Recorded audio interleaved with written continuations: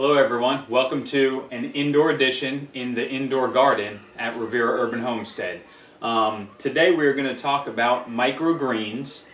Mainly we're going to target just two things. What is a microgreen and what equipment do I need in my house in order to grow them? It can be elaborate to very simple. Let me show you some different things. But first thing, what is a microgreen? A microgreen is basically just an immature plant of its adult stage. Broccoli, sunflowers, kales, lettuces, parsley, peas, all of that stuff can be grown as a microgreen. It's smaller than a baby green, like the salad you get, the baby greens. It's younger than that, but it's older than the sprout stage. Basically, when I harvest my microgreens, I let the cotyledon leaves go. Once that first set of true leaves starts to come in on the plant, that's when I harvest. That is when it is the most nutrient dense. And one thing about microgreens, you can grow them all year round. You don't need a lot of space, and they are way more nutritious than the adult counterpart.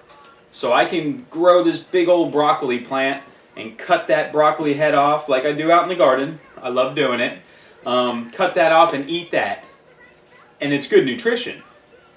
Or I can grow broccoli for about 14 days and cut all of this nutrient-dense microgreens. There's just way more nutrition in those than the adult counterparts. And I've looked at studies and seen all the different reports, anywhere from 3 to 30 times more, depending on what plants they are. Okay, now that we know what a microgreen is, now it's time to ask, what equipment do I need to grow this stuff, man? I want this good food all year round for my family, right? So let's get to the equipment. So the first piece of equipment I'm going to talk about is your trays, right? What you're going to grow your microgreens in. This can be complex to very simple. Let me show you a few different suggestions, and anyone can do it, guys. So trays. What can I grow in? You probably have stuff at your house right now that you can grow microgreens in. All you need is a container that can hold at least an inch of soil. I grow my microgreens in about 1.5 inches, maybe 2 inches of soil, but you can do it in as little as 1 inch. So, what is some stuff I have around the house I can use? Well, let's see. Strawberries. They come in this every day, man, at your grocery store. Right? It's like a little mini greenhouse. You put your little soil in here. There's even holes under here so you can lay it in a solid tray and water underneath if you want. Has a little dome. Any of these, you guys have them. I know you do. So if you have these, you already have equipment that you can use to grow microgreens. What's this one? Blueberries. A nice shallow one. This gives you a pretty good size, a little serving size, you know. These will work. You can grow right in those. I got a big strawberry one too. So anyway, that's one thing you can use to grow in. So another thing you can use, just get creative, guys. You have stuff around your house you can use right now. A cookie sheet. Well, I don't know what this is called. This ain't really a cookie sheet. It's about 2 inches deep. So that would work out perfectly. Soil, seeds, microgreens. And the other thing you can buy is actual microgreen trays, which are these. I prefer to use the 10 by 10s. They're a 10 by 10 tray. As you can see, there's holes in there. So what I do is I use the 10 by 20 solid tray without holes. I'll lay that down. I'll put my trays in here. I'll do whatever microgreens I'm doing. And normally what I do is I water underneath here and put these in, and then the water just soaks up through the holes. And that way I never really have to water on top once my plants get going. Because I tend to have an issue with like mold and stuff. So with the humidity here in Florida and in my house. So I like to water from underneath, but we'll get into that later. So equipment. You can buy trays if you want. Go to Amazon. They have a whole starter kit you can do. Or, again, guys, if you got this stuff, you don't need to spend the money on the trays right now. So, there's some ideas on trays. Let's move on to the next piece of equipment you need.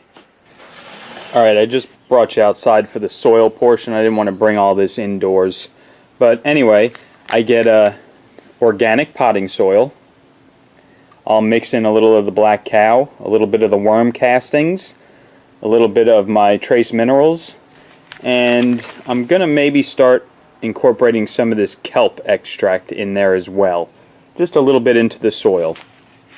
So that is my main soil setup right now. Let's go back inside and talk more about the soil. Okay, so as we all know, soil is very important out in the garden. Same with the microgreens. Now, I've heard different opinions on this, and everyone has their own opinion, and that's fine. I'm just kind of telling you what I want to do. What I like to use is what I showed you, a nice organic potting mix, and I add a little bit of the black cow manure, a little bit of earthworm castings, a little bit of my trace minerals, and again, I am going to start trying to get a bigger quantity of that kelp meal, because again, I hear a lot of people are raving that you put that in with the soil, and the microgreens just really do good. Now, as far as the uptake of nutrients, the microgreens for the first week or so, once they sprout, they're pretty much living off of that, what's in that seed. They're not taking anything from the soil. So if you harvest your microgreens when that first set of leaves open and they're really small, you probably don't need to put much stuff into the soil because they're not going to really be uptaking the nutrients from that. They're going to be using what's left in that seed. What I like to do again is I like to wait for the true leaves to start, the actual set of real leaves on the plant. So at that stage, the plants will start needing to uptake nutrition from your soil. So if you let them grow that big, then you want to be putting good stuff in the soil so they can take it in and have a great plant. So that's why I use the amendments. A lot of people will just go buy the regular seed starter mix, which has no nutrition, is basically like peat moss and vermiculite and stuff like that. And you can grow them right in there, but you got to harvest them when they're a little bit younger than I like to. But it works if you want to do it that way.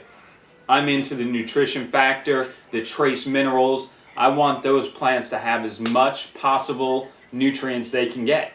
That's why I'm doing it, right? That's why we're going to do microgreens. We're going to do it for the ease. We're going to do it for having greens all year round. All you people up north, man, when it comes to winter, you guys are stuck. No garden, and then what?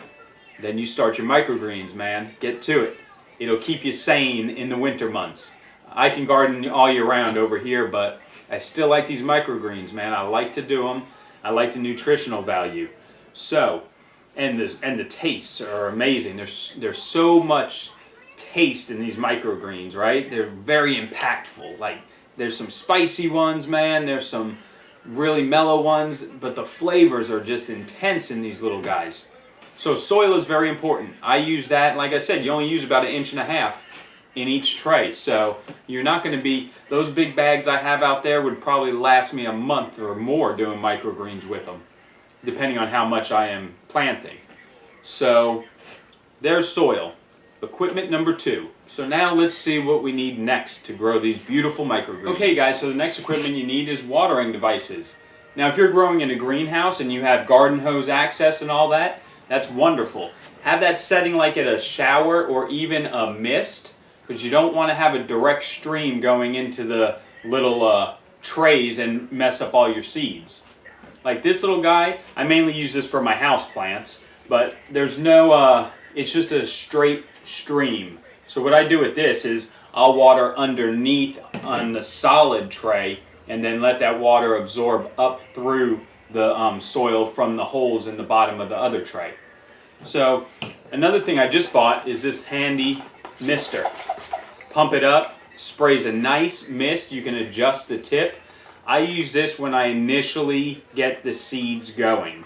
So the seeds are all planted I water them in with this mist, and it's nice and gentle so it doesn't move or disturb the seeds where they're sitting. So yeah, here's a couple of different options: garden hose, hand mister, pump mister, regular planter. If you are going to use one of these, get one that has like the multiple holes to where it comes out like as a shower, not just a straight stream. You could also use a spray bottle, which I've done in the past, and let me tell you, it's a good forearm workout. This thing, way better, man. I love this thing. So there you go. We need some watering devices to water our plants. So let's go move on to the next piece of equipment we need to grow some microgreens. pH testing. pH testing, you're right, Bubba. Tell them the importance of testing the pH in the water. Water. Very good. All right. You all done? No. Okay, say more to them. They're waiting. They want to learn how to do microgreens. Microgreens. Yeah. Say they're yummy. Yummy. Okay. I'm gonna make you some juice, Daddy. You gonna make us some juice? No, you juice. Oh, I have to? Oh, thank you. Okay, guys, another vital piece of equipment is a pH testing kit. You can buy these from $10 to $80. You don't need to get too crazy. I just bought this aquarium pH tester, and you gotta test your pH of your water once you get started. Like me, most people are gonna use their tap water. I fill up these containers and just let it sit there for about 24 hours to just help dissipate some of the chlorine and other chemicals that the city treats the water with. Most city water is high acidity, or not acidity, alkaline. It's like a 8 or something normally when I test my tap water. So what you want to do is lower that a little. The microgreens want it to be about 6 to 7.5, somewhere in that range.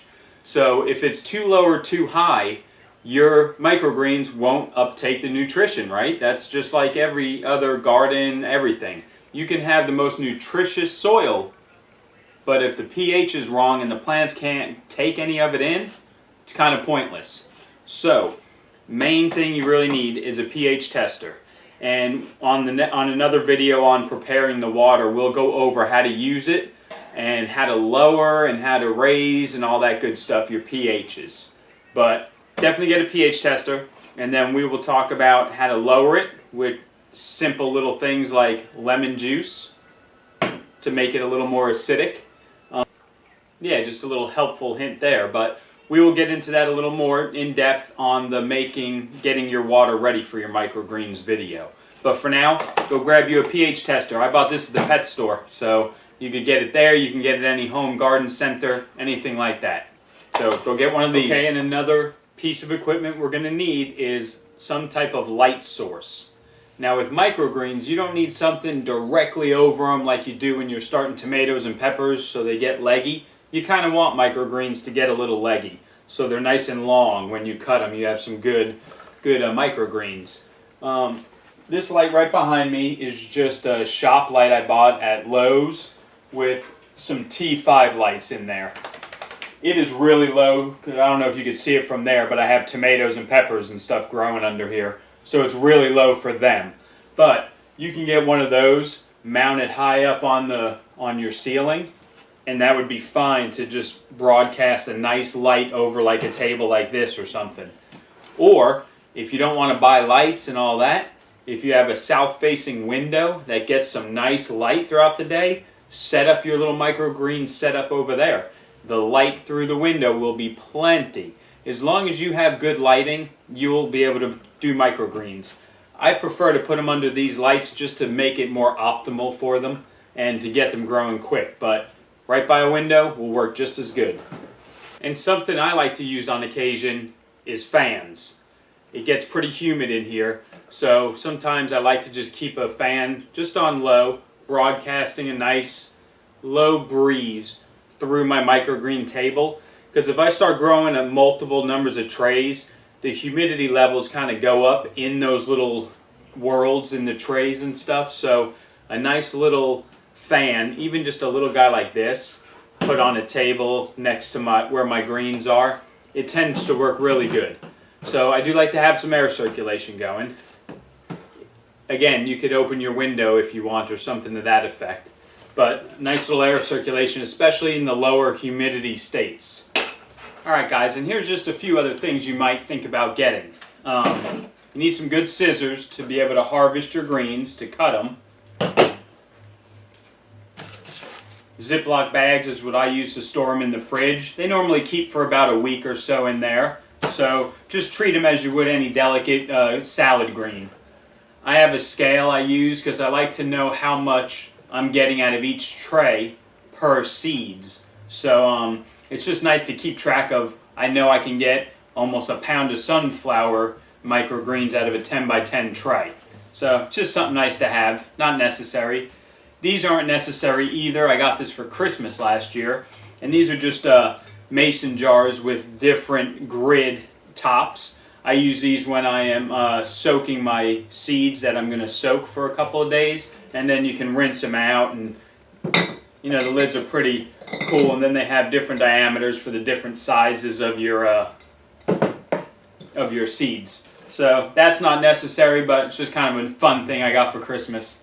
So anyway, I think we pretty much covered everything we need. We need some trays to hold the soil, we need some good soil, we need watering apparatuses, we need water, a pH tester, and then a couple other little things, scissors, storage bags. Now if you plan to try and sell and go commercial, maybe farmers markets or not, you can get the food grade resealable bags, or you can order the clamshells that we were just showing. These type of things, you can order these online in bulk, and then you could start packaging your own if you want to take them to the farmers market. But first, let's learn how to grow them. Let's learn the different processes that help ensure you're going to get a good harvest. So I think next video I'm going to do is getting your water ready for microgreens. So that's doing the pH test, learning what your water is. So you only have to do the pH test maybe once or twice, and then figure out how much of whatever you need to put in, and then it'll stay pretty consistent. So anyway, we'll talk about that on the next video. I hope this one was somewhat helpful for the equipment side, and let's get growing greens here really soon. You guys have a good day. We'll talk to you later. This is Rich in the indoor garden at Rivera Urban Homestead. Thank you for watching. So hey guys, pretty good video, right? I was just editing it, and I thought about something. I forgot one supply that we need. Seeds. You gotta have seeds to grow microgreens, right? You can go do a Google search online. I don't have anyone specific that I use. I've used organic heirloom organics. I've used that, which their seeds germinated good. I've used Johnny's. Actually, I have some seeds coming in that we're going to be growing on these videos. Hopefully they come in today later on. Some salad mixes, some easy stuff. But make sure you get a high quality organic seed. I mean, if you're going to do it right. Get some organic seed. You can go to health food stores like Whole Foods that have the bulk seeds organic. You can get some from there and grow those, guys. That could be another video. We could go to the different places, buy seeds right from the store in bulk, and then just try it out. That's a good one. But anyway, another supply. Got to have your seeds. All right, guys, that's a wrap. We will talk to you guys later.